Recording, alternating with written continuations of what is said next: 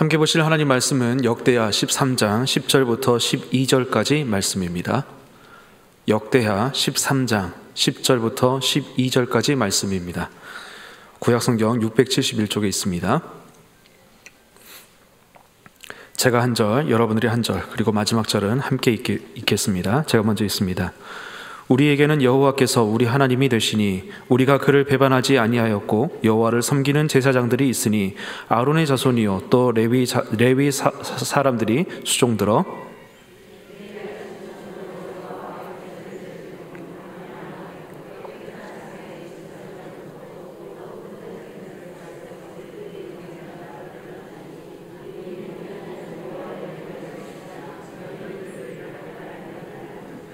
함께 읽겠습니다. 하나님이 우리와 함께 하사 우리의 머리가 되시고 그의 제사장들도 우리와 함께하여 전쟁의 나팔을 불어 너희를 공격하느니라. 이스라엘 자손들아, 너희 조상들의 하나님 여호와와 싸우지 말라. 너희가 형통하지 못하리라. 아멘. 우리가 역대기를 보게 되면 많이 어렵습니다. 우리나라 역사도 어려운데 이스라엘 역사를 다루다 보니까 더 어렵고요. 특별히 열왕기 상하가 끝나고 또 역대기가 나오다 보니까 이스라엘 역사가 반복되니까 더 어렵습니다. 하지만 역대기에는 열왕기 상하와는 분명히 다른 신학적인 메시지가 있습니다.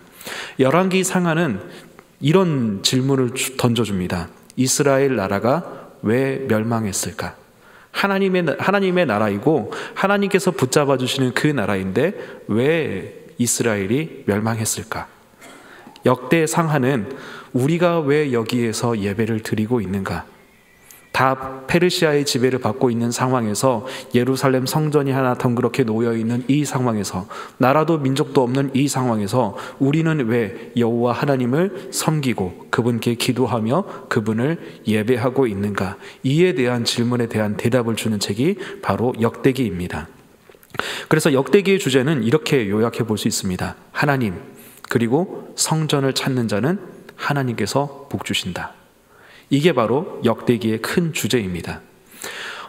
그런데 이제 성전이 없었던 시대가 실제로 있잖아요. 그래서 역대기에서는 또 어떤 것이 있냐면 하나님을 찾는 자, 성전이 없다 보니까 기도하는 자는 하나님께서 그 기도에 응답해 주신다라는 그 메시지까지도 역대 상하에서는 우리가 찾아볼 수 있습니다.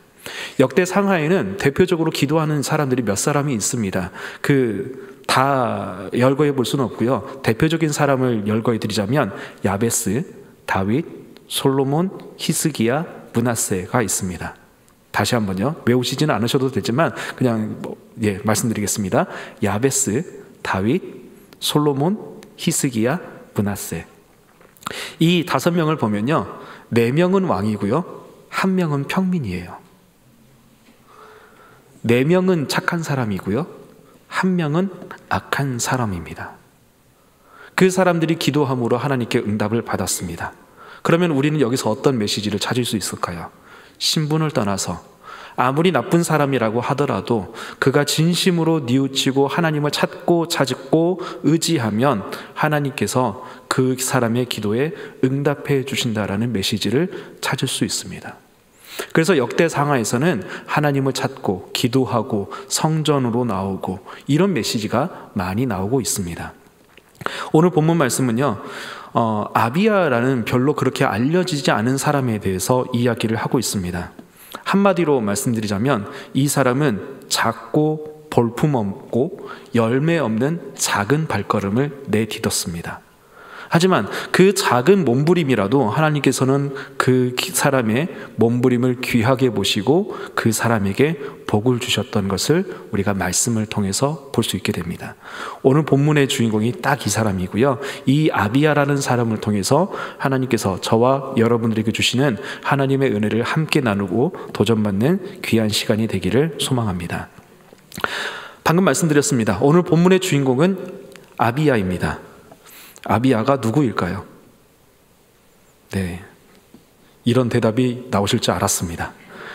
이 아비야가 누구냐면 기억이 안 나시겠지만 지난 수요일에 나눴던 르호보암이라는 사람이 있습니다. 솔로몬의 아들. 르호보암의 아들이었던 사람이 이 아비야입니다. 남유다 왕국의 2대 왕이고요. 이 사람에 대해서 역대하 13장 그리고 열왕기상 15장 1절부터 8절까지 말씀에서 기록을 합니다. 업적이 너무도 없어요. 이 사람은 왕위에 3년 동안만 있었습니다. 그 시대에 왕위에 3년만 있었고요. 업적이 없어요. 분량이 너무 적습니다. 또한 더 나아가서 성경의 평가도 그렇게 긍정적이지가 않습니다. 열왕기하 15장 상입니다. 열왕기상 15장 3절부터 5절 말씀을 보시면 이런 말씀이 있습니다. 제가 읽어드리겠습니다. 아비암이 그의 아버지가 이미 행한 모든 죄를 행하고 그의 마음이 그의 조상 다윗의 마음과 같이 아니하여 그의 하나님 여호와 앞에 온전하지 못하였으나 그의 하나님 여호와께서 다윗을 위하여 예루살렘에서 그에게 등불을 주시되 그의 아들을 세워 뒤를 잇게 하사 예루살렘을 견고하게 하셨으니 이는 다윗이 햇사람 우리아의 일 외에는 평생의 여호와 보시기에 정직하게 행하고 자기에게 명령하신 모든 일을 어기지 아니하였습니다. 아멘. 이 말씀을 보시면 아비얌이란 이 사람은 다윗의 길로 행하지 않았다라고 이야기를 하고 있습니다. 그래서 사실은 이 사람을 하나님께서 패하셔도 아무런 문제가 안 생기지만 하나님께서 다윗에게 약속하셨던 이른바 다윗 언약을 기억하셔서 다윗이 평생에 하나님의 길을 걸었던 그것을 기억하셔서 그의 아들을 세워서 아비야의 아들을 세워서 그 뒤를 잇게 하시고 예루살렘을 견고하게 하십니다. 즉 이 사람의 행위가 아니라 다윗을 기억하셔서 하나님께서 이 사람에게 형통을 주셨다라는 이야기죠. 악인임에도 불구하고. 더 나아가서 이 사람의 업적이 나오는데요. 이 사람의 유일한 업적은 여로보암과 전쟁했다. 이거밖에 없습니다. 따지고 보면 여로보암은 북이스라엘 사람이고 크게 보면 이스라엘 나라 한 나라이기 때문에 내전을 치렀다는 것밖에 없어요. 즉 내전을 치렀다는 것이 이 사람의 유일한 업적이라는 거죠. 성경에서의 그 평가가 좋지 않습니다. 다윗의 길로 걷지 않았고 그의 유일한 업적은 여로보암과 전쟁 치렀다. 그것도 내전이다. 외적과 치른 것도 아니고 같은 민족끼리 싸웠다. 이게 그 사람의 유일한 업적입니다. 눈치 빠르신 분은 눈치 좀 채셨을 겁니다. 제가 아비야라고 설명을 드렸지만 열왕기상에서는 아비얌이라고 나옵니다. 무엇이 맞을까요? 아비야가 맞을까요? 아비얌이 맞을까요? 실제로요, 역대하 13장에서는 아비야라고 나오고요, 열왕기상 13장에서는 아비얌이라고 나옵니다. 잘못 말씀드렸네요. 역대하 13장에서는 아비야, 열왕기상에서는 아비얌. 실제 이름은 아비얌이 맞을 겁니다. 그런데 역대기에서는 의도에 따라서 이 사람의 이름이 수정되었습니다. 대표적으로 이런 사람을 볼 수 있습니다. 므낫세라는 사람이 있습니다. 이 므낫세는 이스라엘 역사에서 특별히 남유다에서 가장 악했던 왕입니다. 그런데 열왕기하 21장과 역대하 33장에서 이 두 사람의 기록이 엇갈립니다. 역대하를 보시게 되면 이 사람이 포로로 끌려갔다가 기도해서 하나님께서 응답해 주셔서 다시 예루살렘으로 돌아와 왕이 됐다라는 기록이 나오고요, 열왕기하에서는 그 기록이 없습니다. 그래서 역대기에서는 이런 교훈을 찾을 수 있어요. 어려운 상황이고 절망적인 상황이지만 의인이 회개하고 하나님께 기도하면 하나님께서 그 사람에게 은혜를 베풀어 주신다는 그런 것을 찾아볼 수 있습니다. 무슨 이야기냐면 다시 본론으로 돌아와서 역대기에서는 기록자의 의도에 따라서 이름이 바뀌기도 한다라는 것을 볼 수 있습니다. 실제로 성경에서 이름이 바뀐 사람들이 몇 사람 있습니다. 야곱이 이스라엘로 바뀌었죠. 사울이 잘 알고 계십니다. 대부분의 경우는 특별한 의미를 가지고 이름이 바뀝니다. 근데 아비야는 그렇지가 않아요. 앞에서도 말씀드렸지만 역대기를 기록했던 그 사람의 의도에 따라서 이름이 바뀌었습니다. 열왕기상에서는 아비얌이라고 나오는데요, 그 사람의 이름의 뜻은 나의 아버지는 바다, 혹은 바다는 나의 아버지, 이런 뜻을 가지고 있고요. 아비야, 역대하에서 나오죠. 역대하에서는 나의 아버지는 여호와, 혹은 여호와는 나의 아버지시다 라는 뜻을 가지고 있습니다. 아비야, 아비얌, 아비얌, 아비야. 발음이 비슷해요. 그런데 기록자의 의도에 따라서 이름이 이렇게 변경되었다라는 것이고요. 아비얌이라고 할 때 그 얌이라는 그 바다가 흑암과 죽음과 무질서와 사망을 상징합니다. 그런데 이것이 기록자의 의도에 따라서 바뀌었고요. 이 사람이, 이 아비야라는 사람이 비록 기록이 많이 안 나오지만 믿음의 사람으로 역대기에서는 기록이 되고 있습니다. 앞에서도 말씀드렸습니다. 이 아비야라는 사람은 업적이라는 것이 내세울 게 없습니다. 선한 왕도 아니었고요. 단 이스라엘이라는 그 나라도 단 3년 동안밖에 다스리지 않았으며 믿음이 좋았다 혹은 좋은 정치를 했다, 선한 정치를 했다라고 말할 수도 없고요. 그리고 유일한 업적은 여로보암과 전쟁했다라는 것입니다. 또한 이름도 바뀌었습니다. 전쟁에 대해서도 여로보암과 전쟁했다는 그 기록도 열왕기 상에서는 아예 생략을 해요. 그냥 다툼이 있었다 정도로만 이야기를 하지만 열왕기 역대하에서는 그 전쟁에 대해서 아주 자세하게 기록을 합니다. 그것이 오늘 본문 말씀의 일부였습니다. 이 사람이 얼마나 보잘것없는 걸음을 걸었는지요, 함께 보겠습니다. 역대하 13장 1절부터 3절 말씀입니다. 제가 읽어드리겠습니다. 여로보암 왕 18째 해에 아비야가 유다의 왕이 되고 예루살렘에서 3년 동안 다스리니라. 그의 어머니의 이름은 미가야요 기브아 사람 우리엘의 딸이더라. 아비야가 여로보암과 더불어 싸울새 아비야는 싸움에 용감한 군사 40만 명을 택하여 싸움을 준비하였고 여로보암은 큰 용사 80만 명을 택하여 그와 대진한지라. 네, 유일한 업적 여로보암과 전쟁을 치릅니다. 그런데 말씀을 자세히 보시면 아비야가 이길 수 없는 싸움입니다. 여로보암이 준비했던 사람은 큰 용사 80만 명이고요. 그리고 아비야가 준비했던 사람은 용감한 군사 40명입니다. 80만 대 40만의 싸움. 누가 이길까요? 고대 사회에서는 무조건 숫자가 많으면 이깁니다. 거의 동등한 무기로 싸우기 때문에 같은 나라였기 때문에 무기 체계가 다 비슷했을 거예요. 그러면 당연히 딱 붙었을 때 숫자가 많은 쪽이 이깁니다. 남유다가 이길 가능성은 아예 없습니다. 그런데 이 아비야는 믿음으로 나아갑니다.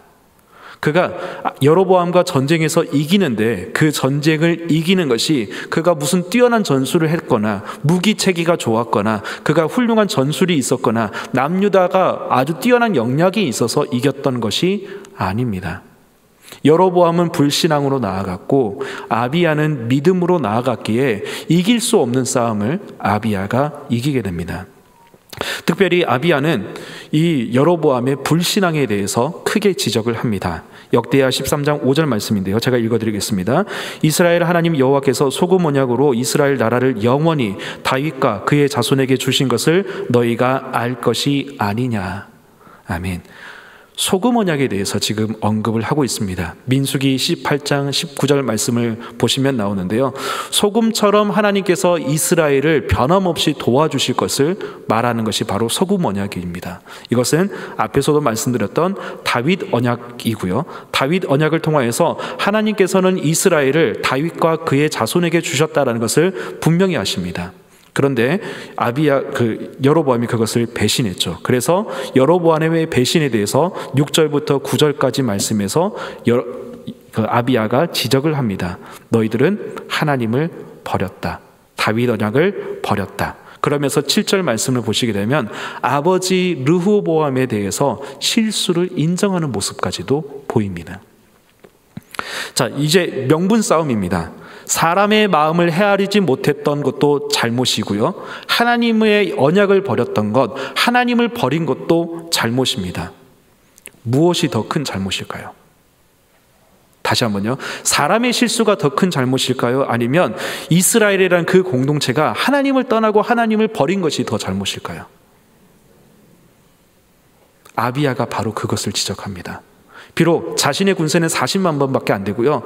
여로보암의 군세는 80만이지만 아비야는 당당하게 이야기합니다. 우리에게도 잘못 있고 너희에게도 잘못 있어. 그런데 우리는 사람의 실수야. 너희는 하나님을 버렸어. 누가 더 잘못했을까? 이런 명분을 던져주는 것입니다. 그리고 오늘 본문 말씀이 이어지는 거죠. 오늘 본문 말씀 천천히 같이 읽어보겠습니다. 10절부터 12절입니다. 함께 읽겠습니다.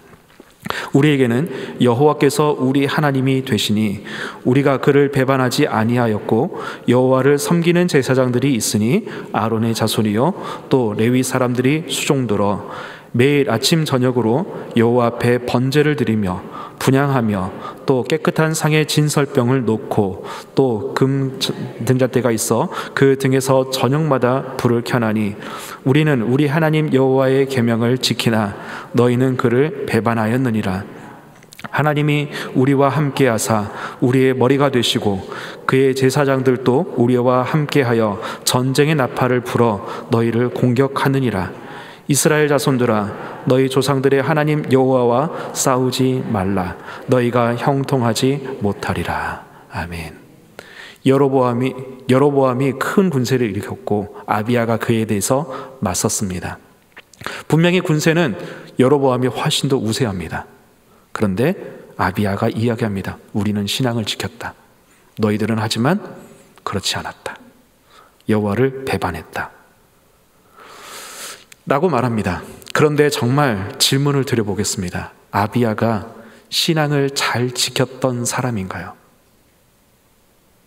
앞에서도 말씀드렸습니다. 열왕기 상의 평가를 보시게 되면 이 아비야는 다윗의 길로 가지 않았다라고 말합니다. 그는 신앙을 제대로 지키지는 않았다. 하나님께서 보시기에 아주 이 사람은 신앙을 잘 지키고 있다라고 평가를 내릴 수 없는 사람이라는 거죠. 다시 말씀드려서 아비야나 여로보암이나 도찐개찐이에요. 50보 100보예요. 거기서 거기에요. 그런데 아비야는 이야기합니다. 제사장, 우리에게는 제사장이 있다. 이 제사장은 아론의 자손이다. 레위 사람들이 수종을 들고 있다. 아침 저녁으로 번제를 드리고 있고 깨끗한 상에 진설병을 올리고 있고 등불을 계속해서 켜며 또한 여호와의 계명을 지키고 있다. 여호와 하나님이 우리의 편이시다. 그분을 대적하지 말아라. 명분에서 이미 아비야가 이긴 것 같아요. 비록 그가 온전하지는 않았지만 흔들리기는 했지만 하나님께서 보시기에 좋은 평가를 내릴 수 없는 그런 신앙의 사람이지만 그래도 그는 믿음을 지켰고요. 작지만 보잘것없지만 그러나 믿음을 지켰다라는 것을 볼 수 있습니다. 그런데 현실은 녹록하지가 않아요. 내가 가진 군세는 40만, 상대방은 80만. 이길 수가 없죠. 이때 하나님께서 아비야에게 큰 역사를 베풀어 주십니다. 13절부터 17절 말씀인데요. 교독하겠습니다. 제가 먼저 읽겠습니다. 여로보암이 유다의 뒤를 둘러 복병을 하였으므로 그 앞에는 이스라엘 사람이 있고 그 뒤에는 복병이 있는지라.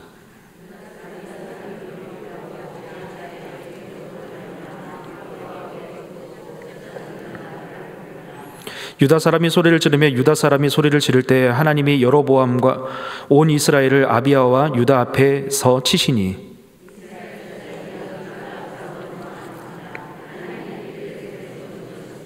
함께 읽겠습니다.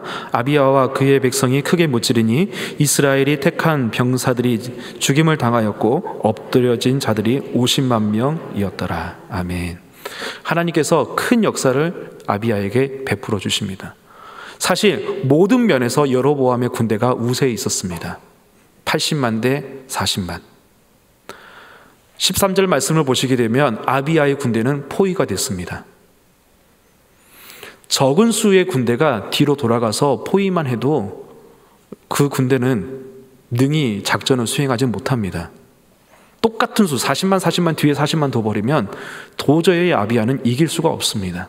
이때 아비야와 남유다 사람들은 어떻게 했냐면 기도를 했습니다. 하나님 도와주세요. 여호와 하나님 우리를 지켜주세요. 그때 하나님께서 이스라엘에게 남유다에게 큰 역사를 베풀어 주셔서 이 여로보암의 군대가 50만 명이 죽게 되는 역사가 일어나게 됩니다. 이길 수 없었던 싸움이죠. 그러나 아비야와 남유다 사람들은 기도하였습니다. 결코 남유다 왕이었던 아비야는 신앙을 지켰다라고 말할 수는 없어요. 부족하지만 연약하지만 그래도 몸부림을 치는 것은 있었지만 하나님께서 보시기에 다윗의 길로 걷지 않았다라고 말할 정도면 이는 분명히 신앙을 제대로 지켰다라고 말할 수는 없을 것 같습니다. 그런데 그렇다라고 하더라도 그 사람이 하나님을 진심으로 의지하자 기도하자 하나님께서는 그 사람에게, 그 남유다에게 큰 승리를 주셨습니다. 아비야를 가만히 생각해 보면요, 이 사람은 구원받을, 은혜받을, 기도의 응답을 받을 자격이 없는 사람이에요. 열왕기상 15장 3절 말씀을 보시게 되면 다윗의 길로 걷지 않았다라고 말합니다. 선한 왕도 아니었고요, 그리고 업적이 많았던 왕도 아니었습니다. 믿음을 잘 지키는 왕도 아니었습니다. 이 사람은 순수하게 왕위를 유지했던 것이 다윗 언약 때문에 하나님께서 이 사람에게 은혜를 베풀어 주셨습니다. 그는 신앙을 지켰다라고 역대하 13장 10절부터 12절 말씀에서 말은 합니다. 실제로 행동으로도 옮긴 것으로 보입니다. 그러나 전체적인 맥락에서 성경을 보게 되면 이 아비야가 신실하게 그 신앙의 길을 걸었다라고 평가할 수는 없습니다. 그는 위기를 대처할 수 있는 능력도 없어요. 숫자적인 열세도 있었고요, 무기가 아주 우월했던 것도 아니고요, 탁월한 전술을 가졌던 것도 아닙니다. 선하지도 않고요, 믿음을 지켰다라고 말은 하지만 신실하지는 않고요, 능력도 없습니다. 그런데 기도합니다. 그러자 하나님께서는 그에게 큰 승리를 주셨던 것을 볼 수 있습니다. 아비야는 완벽한 믿음의 사람이 아닙니다. 믿음이 온전하지 않아요. 연약하지만 흔들리지만 그래도 믿음을 지켰습니다. 아론의 자손, 레위 자손이 여호와를 섬긴다. 우리는 계속해서 번제를 드리고 진설병을 놓고 등불을 끄지 않고 여호와의 계명을 지킨다. 그렇지만 그것이 온전하지는 않아요. 더 나아가서 업적이 없다고 말씀드렸습니다. 남들과 비교해보면 이 아비야는 보잘것없는 왕입니다. 훌륭한 업적도 없어요. 여로보암에게 승리한 것이 유일한 업적이라고 하지만 그것도 하나님께서 베풀어 주신 은혜입니다. 더 나아가서 그 전쟁은 내전이에요. 다른 사람에 비해서 너무도 초라한 업적을 남겼습니다. 근데 가만히 보면요, 우리나 아비야나 거기서 거기예요. 지난 금요일 우리 동사 목사님 말씀하셨습니다. 비교하지 맙시다. 한기 이야기하시면서 비교하지 맙시다 라고 말씀하셨습니다. 비교하면 비참해지거나 교만해지기 때문에 그렇죠. 남들보다 못하면 열등감에 빠지고요, 남들보다 조금 잘하면 우월감이나 교만함에 빠집니다. 아비야 한번 보세요. 남들과 비교해서 너무도 볼품없어요. 신앙도 잘 지키지 못했어요. 신실하지도 않았어요. 능력도 없어요. 그런데 하나님께서 그 사람을 도와주셨습니다. 아비야 개인을 한번 생각해 보세요. 솔직히 성경 보면요, 그 아들이었던 아사보다 훨씬 더 못하는 왕입니다. 아들보다 못해요. 그러나 이것을 통해서 우리가 볼 수 있는 것은 남들과 비교하지 말고 우리가 하나님을 더욱더 찾아야 한다는 것을 우리가 깊이 생각해 볼 수 있습니다. 요한복음 21장 21절과 22절 말씀을 보시면 이런 말씀이 있습니다. 제가 읽어드리겠습니다. 이에 베드로가 그를 보고 예수께 여짜오되 주님, 이 사람은 어떻게 되겠사옵나이까? 예수께서 이르시되 내가 올 때까지 그를 머무게 하고자 할지라도 내게 무슨 상관이냐? 너는 나를 따르라 하시더라. 아멘. 이 말씀을 앞뒤 문맥을 제가 좀 말씀을 드리겠습니다. 베드로가 갈릴리로 돌아갔습니다. 제자들을 이끌고요. 그리고 물고기를 잡으려고 하는데 밤새도록 못 잡았어요. 예수님께서 오른편에 던져라. 오른편에 던졌더니 153마리가 잡혔습니다. 다 아시는 이야기죠. 그리고 예수님께서 베드로에게 말씀하시죠. 내가 나를 사랑하느냐? 내가 나를 사랑하느냐? 내가 나를 사랑하느냐? 베드로의 고백 알고 계십니다. 주님, 내가 주님을 사랑하는 줄 주님께서 아십니다. 이 사랑의 고백을 들으신 예수님, 그리고 예수님께서는 이 베드로의 상처를 다 치유해 주시는 것 다 알고 계십니다. 그리고 예수님께서는 베드로에게 18절 말씀에서 내가 어떻게 죽는지, 베드로가 어떻게 죽는지에 대해서 말씀을 하십니다. 무슨 이야기냐면 베드로는 예수님께 사랑의 고백을 드렸고요. 그리고 예수님께서 이 베드로의 상처를 치유해 주셨고, 또한 예수님께서 베드로의 어떠한 죽음을 통하여서 영광을 받으실 것을 말씀하셨습니다. 베드로 많은 은혜를 받았어요. 그런데 옆을 봅니다. 요한이 있네요. 베드로가 말합니다. 주님, 이 사람은 어떻게 됩니까? 예수님께서 하시는 말씀이요, 요한의 죽음에 대해서는 신경 쓰지 말고 너는 나를 따르라 하십니다. 우리는요, 자꾸만 다른 사람과 비교하려고 해요. 다른 사람이 이렇게 큰 은혜 받았다, 다른 사람이 이렇게 큰 역사를 경험했다, 하나님께서 저 사람에게 이렇게 큰 복을 주셨다, 나는 요만큼인데. 예수님은 말씀하세요. 너는 나를 따르라. 다른 사람과 비교하지 말고 남들이 잘 되는 것에 배아파하지 말고 흔들리지 않고 연약하지만 우리의 믿음의 길을 걷는 저와 여러분들이 되기를 간절히 소망합니다. 아비아나 우리나 거기서 거기에요. 아비아는 업적이 없고요, 유명하지도 않고요. 아비야라는 이름을 말씀드렸지만 별로 우리가 잘 모르는 이름 없는 왕입니다. 우리도 마찬가지예요. 우리가 무슨 업적이 있나요? 유명한가요? 우리는 아비야를 보게 되면 선한 왕도 아니고 능력도 없습니다. 우리 항상 선한가요? 우리 능력 있나요? 제대로 하지 못하면서도 믿음은 지킨다라고 우리가 말하죠. 아비야도 그랬습니다. 그런데 이 아비야가 하나님의 역사를 기도함으로 경험했습니다.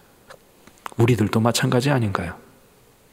아무 업적 없고 유명하지 않고 이름도 없고 선하지도 않고 능력도 없고 제대로 하지도 못하면서 믿음 지킨다라고 말하면서 맨날 흔들리는데 기도할 때마다 하나님께서 응답을 주시는, 이거 우리가 날마다 경험하는 것 아닌가요?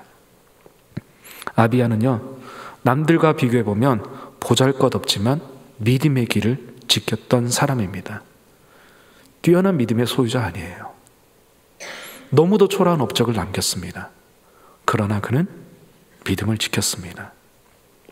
우리의 신앙의 발자취도 그렇지 않은가요? 남들과 비교하지 말고 주님께서 우리에게 주신 사명을 이뤄나가는 저와 여러분들 되기를 소망합니다. 주신 사명, 소명, 달란트 다 다릅니다. 비교하지 말고 그저 내게 주신 것 묵묵히 일어나갈 수 있기를 소망합니다. 우리 달란트 비유 잘 알고 계십니다. 5달란트 받았던 종, 옆에 2달란트 받았던 종이 있어요. 2달란트 받았던 그 종의 마음을 한번 생각해 보세요. 왜 쟤는 5달란트 받았지? 난 2개인데. 이런 마음을 그가 가졌습니까? 아니잖아요. 그 2달란트 가지고 묵묵히 일을 했습니다. 우리에게 1달란트 주신다면 우리는 어떻게 하시겠습니까?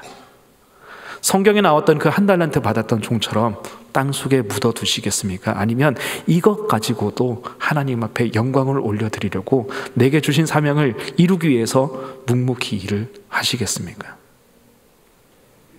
참고로 말씀드리자면요, 1달란트 작은 금액 아니에요. 1달란트 금 20kg입니다. 지금 돈으로 환산하면 20억이 넘습니다. 주님은 작은 거 주시지 않으세요. 남들과 비교해서 우리가 생각하기에 보잘것없다라고 생각할 수 있지만 주님은 결코 작은 것 주시지 않으십니다. 남들과 비교하지 말고 그저 내게 주신 사명, 하나님께서 이렇게 부족한 나에게 놀라운 은혜를 주셨다는 것을 기억하면서 묵묵히 주님의 길을 걷는 우리 모두가 되기를 간절히 소망합니다. 기도하겠습니다. 하나님 감사합니다. 아비야라는 사람을 우리가 함께 생각해 보게 되었습니다. 그는 너무도 능력 없고 보잘것없고 유명하지도 않았던 사람입니다. 믿음을 지킨다라고 이야기했지만 성실하게 지키지도 못했던 사람입니다. 그럼에도 불구하고 그에게 주어진 일을 그는 묵묵히 감당했던 것을 우리가 말씀을 통해서 보게 됩니다. 우리나 아비아나 크게 다를 바 없습니다. 남들과 비교하지 말고 2달란트 받았던 그 종처럼 묵묵히 주님께서 주신 일을 이뤄나가는 저희들 될 수 있도록 도와주시옵소서. 부족합니다. 연약합니다. 하나님, 그래서 주님의 은혜가 더 필요합니다. 하나님, 일을 감당해 나갈 수 있는 힘을 허락해 주시고 그때 하나님께서 나에게 이렇게 큰 역사를 베풀어 주셨다라고 감사하면서 주님의 일을 기쁨으로 감당해 나가는 저희들 될 수 있도록 도와주시옵소서. 믿고 감사드리며 예수님의 이름으로 기도합니다. 아멘.